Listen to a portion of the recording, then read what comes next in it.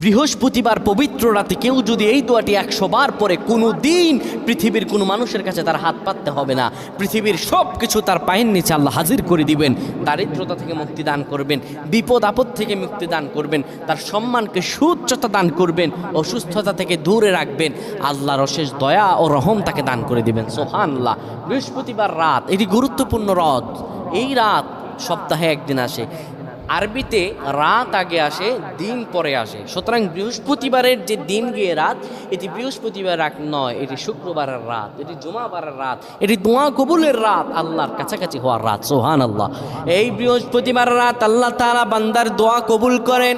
কেউ যদি বৃহস্পতিবার রাতে ঈশা নামাজের পরে পবিত্র হয়ে ইয়া হাইয়ু ইয়া হাইয়ু ইয়া হাইয়ু ইয়া রফিয়ু ইয়া রফিয়ু ইয়া রফিয়ু এই দোয়াগুলো পড়তে পারে 100 বার, আল্লাহ রাব্বুল আলামিন তার